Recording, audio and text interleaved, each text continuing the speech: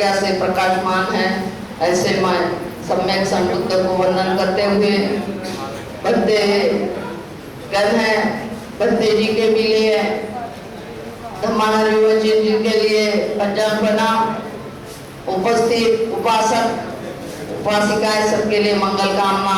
आज के जगती सोसाइटी ऑफ इंडिया के दिल्ली प्रदेश के अध्यक्ष भंडारी जी, करण सिंह जी, मौर्य जी, दिलावर सिंह जी, सत्येंद्र अन्य सभी के लिए मेरा मंगल भाव और विकल साथी है सबके लिए मंगल कामना। आज ये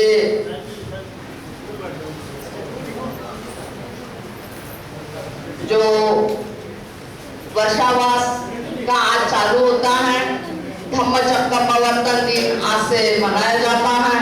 तथागत भगवान बुद्ध ने जब पंचवर्गीय भिक्षु बनाए थे, कुंडीय, महाना, वप्प, भद्दीय, असजित, इन्होंने शुरुआत में धम्मा देकर जो हमारी संघ बना। और आज वर्षावास के दिन बारिश बहुत होती थी, जंगल में भिक्षु रहा करते, जो भी बौद्ध भिक्षु रहते वो गांव से 3 किलोमीटर तक दूर रहते थे। बारिश आती थी और कपड़े भी नहीं, एक चिवर पे रहते थे। तो उस टाइम जो बारिश में आना जाना, कभी सांप निकलना, सांप ने काटना, कहीं बिच्छू, असुविधा होती थी। तथागत भगवान बुद्ध ने 3 महीने एक जगह रहकर वर्षावास चालू किया। 3 महीने बौद्ध भिक्षु चिंतन मनन करते हैं और जो अपने जो भी है प्रज्ञा का उत्पन्न करना, ज्ञान का उत्पन्न करना। तो इस प्रकार से जो अपने 3 महीने तक लगातार अपने साधना करते करते जो उपासक जाते विहार में, उनको रोज धम्मा देकर लाभान्वित करते। तो ये बौद्ध भिक्षु का आज से ही वर्षावास चालू होता है। अश्विन पूर्णिमा से आषाढ़ पूर्णिमा में समापन होता है। तो ये धम्मा है, तथागत भगवान बुद्ध ने हमें 2500 से अधिक साल पहले से दिया है। ये परिपाटी लगाई है, आज सब सुविधाएं हैं, उस टाइम कोई सुविधाएं नहीं थी। फिर भी आज जो गांव में भिक्षु रहते होंगे उनके लिए वही स्थिति है। तो जैसे बहुत नॉर्थ है या ऐसे कहीं गांव में, तो वहां पे आज भी बारिश का प्रकोप ज्यादा होता है। तो 3 महीने तक लगातार भिक्षु बारिश में चिंतन मनन करते रहता है और उसके बाद में वो भ्रमण के लिए आज जो भिक्षु जिस जगह रहा उसी जगह उसकी विहार माना जाता था और उसी से वो साधना करते रहना। तो ये हमारी बौद्धों की परिपाटी थी। तो भिक्षु लगातार चलते चलते, आज भिक्षु ऐसा नहीं है, बहुत सारे हैं, एक ही हम जगह रहते हैं। फिर भी हमारा महत्वपूर्ण आज का पर्व है जो तथागत भगवान बुद्ध ने सील दिया, सील की मान से सदाचार दिया, प्रज्ञा का उत्पन्न होने की बात की और ज्ञान का उत्पन्न करने की बात की। तो ये जब तक हम साधना नहीं करेंगे, जो जिसको विपස්සना कहते हैं, एकांतवास नहीं करेंगे, तो हमारी जो स्वस्थ नहीं रहते। इसीलिए सभी लोगों ने सम्यक व्यायाम में जो आता है तो इसमें साधना भी आती है। तो हम जो भी है सच्चे धम्म का पालन करते हुए, सील पर चलते हुए समाधि का रास्ता अपनाए। समाधि महत्वपूर्ण है और प्रज्ञा भी महत्वपूर्ण है, साथ साथ करुणा का होना भी जरूरी है। तो इसीलिए करुणा, प्रज्ञा, सील से जो भरपूर है वो हमेशा सुखी रहता है। तो यही है तथागत भगवान बुद्ध ने दिया हुआ पंचशील का पालन करिए, हिंसा नहीं करना किसी भी प्रकार की, हमें जो चोरी नहीं करना, जो आपके भारत के संविधान में है, हमारे धम्म में है।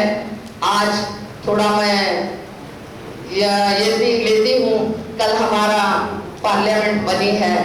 हमारा बौद्ध का प्रतीक जो शेर का चिन्ह अशोक सम्राट ने दिया था, वो आज भद्दी अवस्था में खूंखार भगवान बुद्ध का शांति का रूप है, उस प्रकार से होना चाहिए था।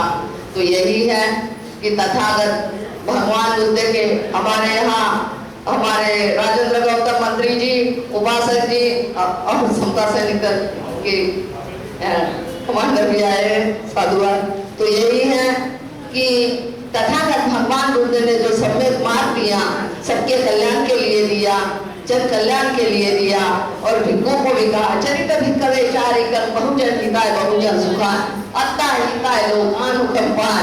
तो चलते चलते भिक्षुओं चारिका करो, अपने हित के लिए लोगों पर कल्याण भी करो। तो ये तो आज से 3 महीने का इनका वर्षावास होगा, और वर्षावास में बौद्ध भिक्षु एक ही जगह रहेगा, और उपासकों को बिहार में जाकर उनसे कुछ सीखना होगा, और सीखना जरूर चाहिए। बहुत है, हम धर्म को इस रूप में मानते हैं, पर सही धर्म का पालन आज भी नहीं कर रहे हैं। तो सही धर्म का पालन करना है, और धर्म जो अपने मन से मानेगा उसका कल्याण जरूर होगा, उनका परिवार का होगा। हम बाबा साहब ने दिया धर्म इसीलिए नहीं कि आपके पुरखों का भी यही धर्म था, और इसीलिए बाबा साहब ने आपके लिए धर्म दिया। तो यही है कि आप लोग इसी धर्म के मार्ग में चलकर आप अपना कल्याण करिए, और ये नहीं कि धर्म को समझे, सील को समझे। बौद्ध भिक्षु आया तो किस प्रकार वंदन करना है, किस प्रकार उनको भोजन देना है, क्या क्या दान की वस्तुएं देना है, ये जरूर जाने। तो यही है, जब आप दान मार्गिकता को भी पूरा करना है और आपको अष्टांग मार्ग पे भी चलना है, तो जब आप अष्टांग मार्ग का पालन करेंगे, सम्यक दृष्टि, सम्यक व्यायाम, सम्यक आजीविका, सम्यक स्मृति यानी नजर कैसी होनी चाहिए, जागरूक होना चाहिए, और सबके अच्छी दृष्टि से देखना चाहिए। यही भगवान बुद्ध ने दिए हुआ धम्म है, और इसी धम्म में चलकर आप अपना कल्याण कर सकते हैं। भगवान बुद्ध ने पहले गाथा में कहा है, मनोकुंभं कर्मा धम्मा मनोश्रेष्ठा मनोमया मनसा तपदुर्देन भावति व करोति वा ततो न दुःखमन्वेषि चक्रवर्ती पदम। जिस प्रकार तुम्हारे मन से करते हैं, उसी प्रकार तुम्हारे जो रथ के जो पहिए अपना पीछा नहीं छोड़ते, इसी प्रकार आपका जो कर्म आपका पीछा नहीं छोड़ेगा। तो यही है कि आप अपने कर्म को सुधारो, पुण्य का संचय करो। सब पापस्य करणं कुशलस्य उपसंपदा सचित पर्योदपनं यातं एतं बुद्धान शासनम। बुद्ध ने शिक्षाएं दी है, हमें ज्ञान दिया है, हमें प्रज्ञा से रहना, यानी सभी पाप कर्म, जो भी पाप कर्म है उस पाप कर्मों का न करना, पुण्य का संचय करना, अपने मन में निर्मलता जगाना, प्रज्ञा जगाना, और तभी हम अपना कल्याण कर सकते, और तभी हम सबके मंगल के लिए और अपना भी मंगल हो सकता है। तो बुद्ध का धम्म जरूर आपके अंदर आना चाहिए, और धम्म पे चलना चाहिए। धम्म नीति और नियम पर चलने का एक मार्ग है, सुपथ है। भगवान बुद्ध का शावक संघ सुपथ पर जा रहा है, वो उज्जवल भविष्य की ओर जा रहा है और नए पथ पर जा रहा है। आप में भी उसी प्रकार न्याय के रास्ते में जाकर सही मार्ग अपनाकर आप अपने परिवार को ही नहीं, अपने देश को भी सुखी रख सकते हैं। और अपने यहाँ सुख शांति अगर चाहिए तो सील का होना और तथागत भगवान बुद्ध का सम्यक मार्ग पे चलना और सद्धर्म पे चलना, तभी आप अपना कल्याणकारी कार्य कर सकते हैं। तो मैं यही कहूंगी, मैं ज्यादा विषय लंबा नहीं करूंगी कि आज से वर्षावास चालू होगा। हमारे जितने भी बौद्ध भिक्षु हैं वो हमारी श्रमण संस्कृति है, और श्रमण संस्कृति से ये जैन परंपरा है। तथागत भगवान बुद्ध ने ये वर्षावास लगाया था, और इसके साथ साथ फिर जैनियों ने भी ऋतु वो चातुर्मास उन्होंने भी चालू किया है। तो दोनों की शिक्षाएं से समान है, और वहाँ वो मोक्ष मानते हैं, मुक्ति का रास्ता मानते हैं। यही है तथागत भगवान बुद्ध का धम्म। 40 सात समुद्र पार गया है और उनकी मुंह में पट्टियां होने से अपने देश में पूरा नहीं रहा है। तो यही है दादा बुद्ध का धम्म मध्य मार्ग है। मध्य मार्ग से चलो और अपना जो भी सबके लिए अच्छे कार्य करो। गरीब है उसके लिए उत्थान की बात करो। अगर पढ़ा लिखा बच्चा है तो उसको पैसे नहीं, उसको मदद करो, और निर्धन है उसको धन दो। ये देखना है कि हमारा कौन दुखी है, दुखी के लिए आप सहायता करो। तो यही है, जब तक आप दुख मुक्ति के रास्ते नहीं ढूंढेंगे तो चार आर्य सत्य भगवान बुद्ध ने यही बनाए। दुख है, दुख का कारण है, दुख का निवारण है। दुख कहाँ से है? तो हम अपने अपने लिए जीते हैं, हम औरों के लिए भी देना चाहिए।